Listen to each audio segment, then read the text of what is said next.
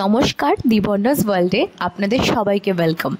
নতুন একটা ব্লগ নিয়ে চলে এসেছি। এইটা যেদিনকার ব্লগ শেয়ার করছি সেটা হচ্ছে 5 জুন 2024। সেদিন ছিল আমার বাড়িতে ফলহারিণী কালী পুজো। আচ্ছা, আমি হয়তো আগের কোনো ব্লগে এখনও বলিনি, আমার শ্বশুর বাড়ি হচ্ছে ফারাক্কায়, কিন্তু কাজের সূত্রে আমরা হচ্ছে মালদায় থাকি, মালদার গাজলে থাকি। আর আমার বাবার বাড়ি হচ্ছে মালদায় প্রপারে। তো এই হচ্ছে আমার 3টে ঠিকানা। তো আমি যখনই তোমাদের সাথে ব্লগ শেয়ার করব তখন এই 3টে জায়গারই ব্লগ শেয়ার করব আশা করি। তো আজকে আমি রয়েছি আমার শ্বশুরবাড়িতে। আমার শ্বশুরবাড়ি কিন্তু ফারাক্কায়, বেনিয়া গ্রামে। ফারাক্কায় গেলেই না ইচ্ছে করে গঙ্গায় গিয়ে একটু স্নান করে আসি, যেহেতু আমার বাড়ির পাশেই গঙ্গা। তো যেহেতু আমার মাও এসেছিলো, বাড়িতে পুজো ছিল, আমাদের ফলহারিণী কালী পুজো ছিল সেদিন। তো বাড়িতে লোকজনও ছিল, মা এসেছিলো, বোন এসেছিলো, ভাই এসেছিলো, সবাই মিলে বললো চল গঙ্গা থেকে স্নান করে আসি। তো সবাই মিলেই চলে গেলাম গঙ্গায়। আমার শাশুড়ি মাও গেছিলো।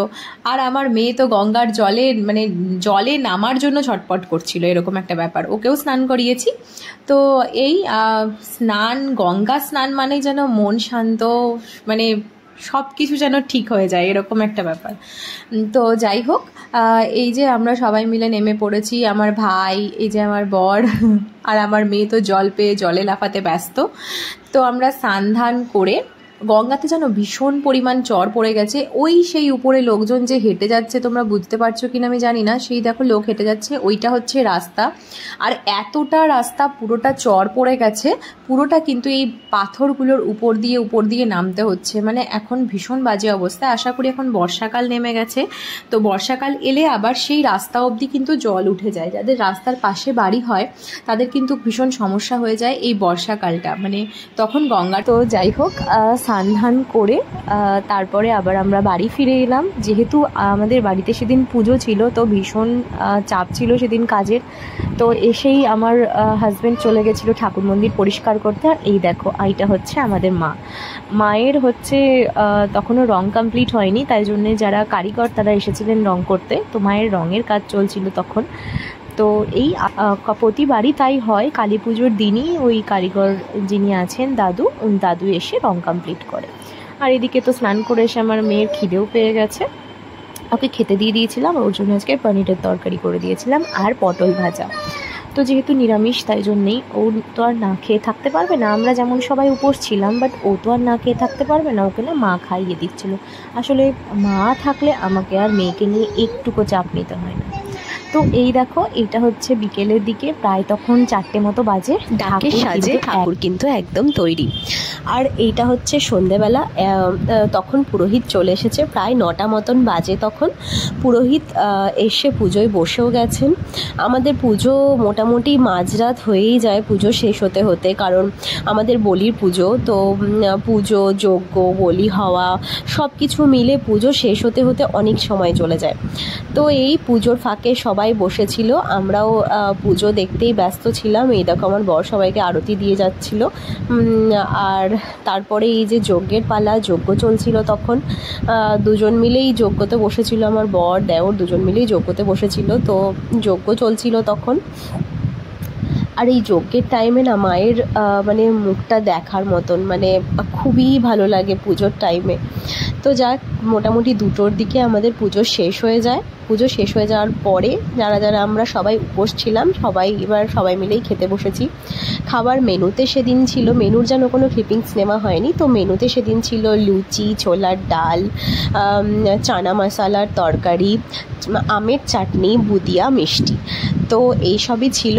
আর মেয়ে ঠিক রাত 2টোর সময় উঠে বসে গেছে। ও কিন্তু আগে ঘুমিয়ে গেছিলো, কিন্তু হঠাৎ করে যেন ঘুম ভেঙে গেছে এবং উঠে বসে গিয়েই ওর চিৎকার কান্না, মানে যা হয় মাঝরাতে ঘুম ভেঙে গেলে। তো এইভাবেই সেদিন রাতে তো খেয়ে দিয়ে ঘুমিয়ে পড়েছিলাম। পরের দিন আমাদের ঠাকুর, যেহেতু অমাবস্যা থাকে পুজোর পরের দিন, তো সেই জন্য বিসর্জন হয় না। তো ঠিক তার পরের দিন, মানে এটা 7th জুনের ক্লিপিংস। 7th জুন ঠাকুর আমাদের বিসর্জন দেওয়ার জন্য পুরোহিত মশাই চলে এসেছেন। ঠাকুর বিসর্জন দেওয়ার জন্য যা যা নিয়মকানুন আছে উনি সেগুলো পালন করে ঘট বিসর্জন দিয়ে উনি চলে যাবেন।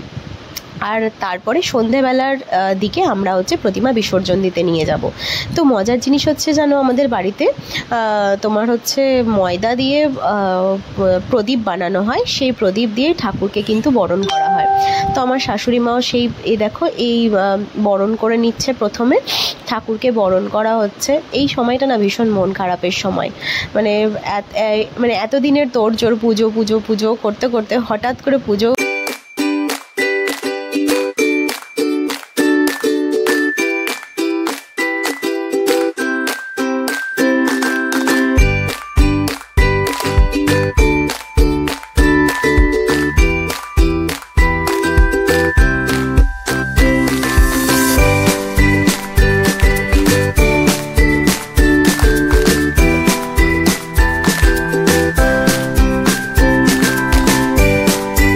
তো এবার হচ্ছে আমাদের বিসর্জনের পালা। বরণ কমপ্লিট। এই দেখো ঠাকুর ভ্যানেও উঠে পড়েছে, ভ্যানে করেই আমরা বিসর্জন দিতে নিয়ে যাই, কারণ বাড়ির খুব কাছেই একটি পুকুর আছে, সেই পুকুরেই ঠাকুর বিসর্জন দেওয়া হয়। তো এই দেখো আমরা সবাই মিলে এবার চললাম বিসর্জন দিতে ঠাকুরকে। তো বেশ মজাই হয়, ভালোই লাগে। আমরা মানে সবাই যাই, বাড়ির সবাই, কেউ বাদ থাকে না। তো এই যে চললাম আমরা ঠাকুর বিসর্জন দিতে।